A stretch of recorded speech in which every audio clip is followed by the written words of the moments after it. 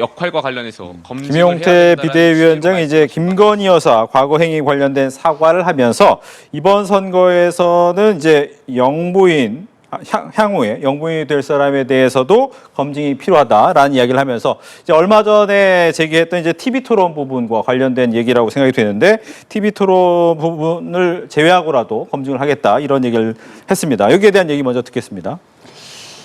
그 TV 토론은 그냥 그 후보 배우자들에 대한 검증이 필요하다는 취지에서 방법론적인 측면에서 제기한 것 같고 네. 그런 예는 없었죠. 없었고 뭐 예가 없었으니까 하면은 국민들이 혹시 호기심 갖고 볼지는 모르겠지만은 네. 그것이 이 올바른 방법인가에 대해서는 좀 신중한 검토가 필요하고 그게 아니더라도 어쨌든 어떤 형태로든지 간에 그 후보 배우자의 과거를 사차치 다 뒤질 필요는 없겠지만은 배우자도 만약에 자기 남편이 자기 그 대통령이 된다고 그랬을 때 그 대통령 업무에 100% 단절되어 있을 수는 없거든요.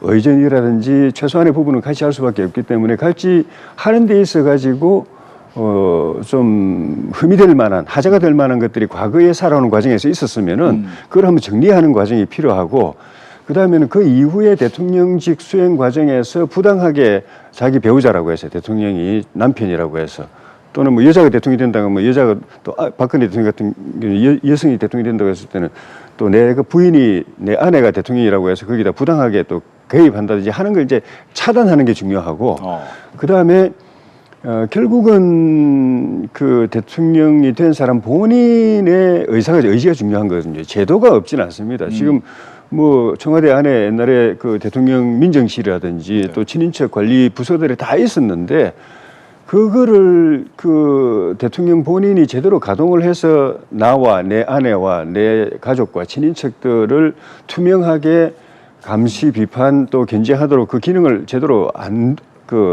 운영을 안 했기 때문에 저런 문제가 생겼던 것이거든요.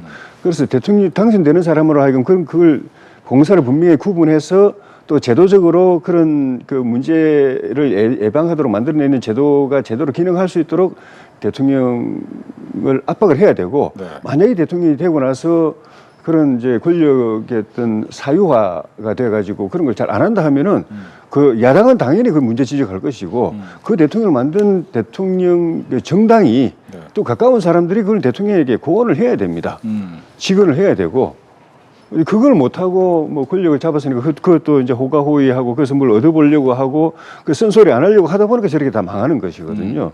그래서 그거는 우리 당이든 뭐 민주당이든 대통령 권력을 배출하는 정당은 그 책임지고 그런 일이 없도록 하고 있을 그 소지가 생겼을 때는 자기 직을 걸고 국민을 대신해서 국민들의 걱정 안 끼치도록 그 역할을 하려는 각오를 여야 정당들이 대통령 후보와 배우자와 또 정당 소속의 구성원들이 그걸 국민 앞에 세약을 해야 된다고 봅니다. 알겠습니다.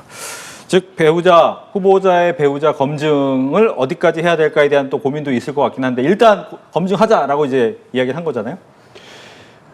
검증은 자연스럽게 이루어지고 있다고 생각을 합니다. 그 지난번 대선 때도 그 당시 김건희 여사 또 그 우리 김혜경 여사 양쪽 다 지금 문제제기가 돼서 대국민 사과도 하고 그랬지 않습니까?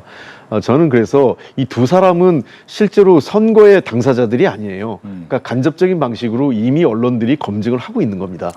그러니까 그것이 검증이 없다라고 얘기하는 것은 잘못됐다 이런 생각을 하고 더 중요한 것은 아까 김용태 위원장도 얘기를 했지만 이후에 이 영부인을 비롯한 가족, 친지들의 어떤 사적인 그 권한남용이라든지 또는 부정부패를 막을 수 있는 제도적 장치를 확실히 마련해야 돼요. 사실 지금도 있었어요. 예를 들면 특별감찰관 제도도 있었고 민정수석이라는 제도도 있고 민정수석이 사실은 그런 그 가족들 친인척 관리하는 임무도 있거든요. 그리고 제2부속실도 그런 관리를 해왔습니다. 근데 이 정부 들어와서 세 개 다 무력화시켰죠. 그 윤석열 지금 정부 들어와서요. 그리고 그 대신 그것을 대처할 수 있는 공수처도 사실은 괜히 유명무실화 시켰고 그러다 보니까 김건희 여사는 무소불위의 어떤 무풍지대에 있었던 거죠.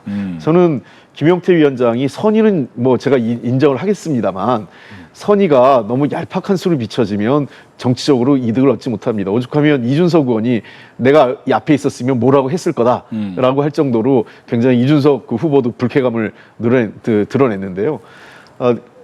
본인이 생각에는 우리 아마 김혜경 여사에 대한 여러 가지 법인카드 관련된 사법적인 논란을 제기하고 싶어서 공격을 했던 것 같은데 네. 그러다 보니까 지금 오늘 사과할 수밖에 없는 게 사람들은 김혜경 여사보단 김건희 여사가 더 인식이 먼저 되고 있고 지금 샤넬백 문제나 이런 그 또다시 명품백 문제가 또 불거진 거 아니겠어요? 그러다 보니까 불가피하게 사과하면서 자신이 어제 주장했던 TV 토론은 조금 다소 주워 담으면서 네. 사후 제도적 개선책을 내놓는 것으로 아마 지금 입장을 선회한 것 아닌가 생각됩니다. 예.